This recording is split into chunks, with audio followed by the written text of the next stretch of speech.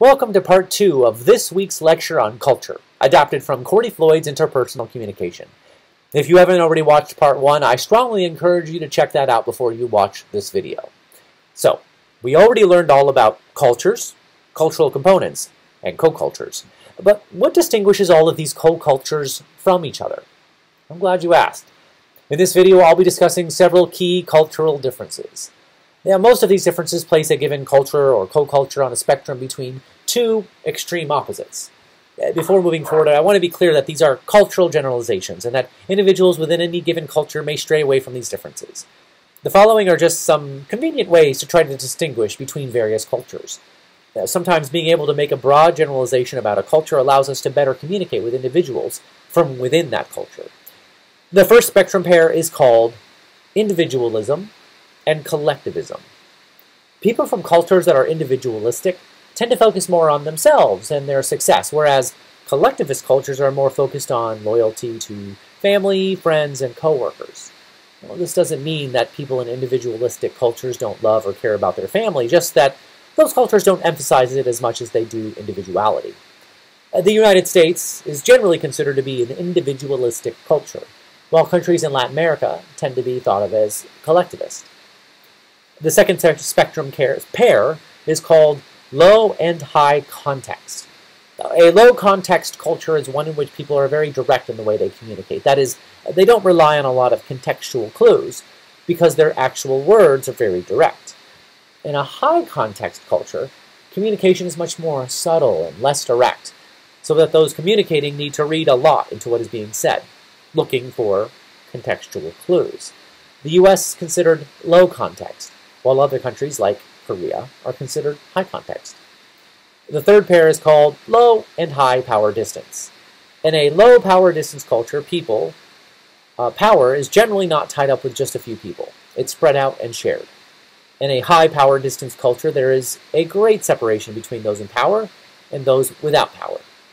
The US is considered a low power distance culture due to the democracy we have embraced. Countries such as India have a higher power distance.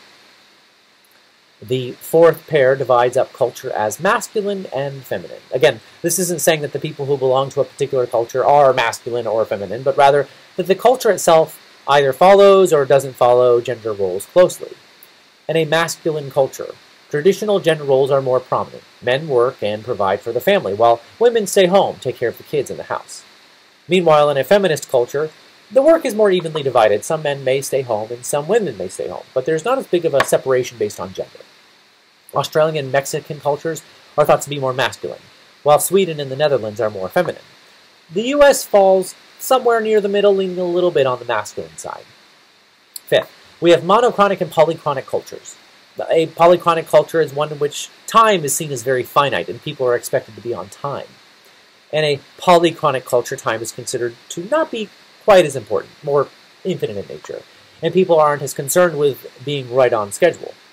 You might have noticed that in my class, I operate under a very monochronic assumption, as does much of the United States. Latin American countries are often much more polychronic in nature.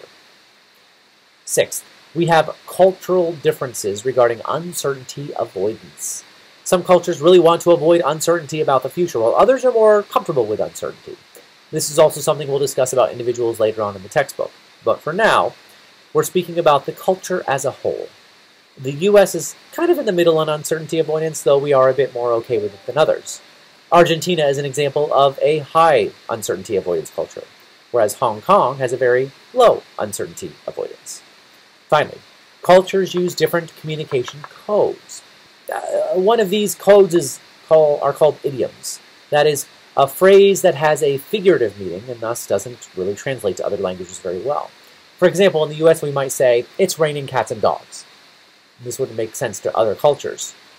Similar to idioms are the use of jargon. Jargon are technical words that a particular culture or co-culture might use as an extension of language. For example, in this class, when I tell you to log into D2L and submit your assignment to the Dropbox, you know exactly what I'm talking about. Somebody who had never taken a class with us might not understand what that means. The final communication code is gestures. This is the nonverbal communication that we do that is specific to our culture. For example, We might put our hands on our heart when we say the Pledge of Allegiance, or we might give somebody a rude gesture when we're angry. These codes wouldn't necessarily mean the same thing to other cultures. So, that's it. All of the cultural differences that are fit to print, or fit to make a video about, at least. My next video will be all about gender and sexuality, so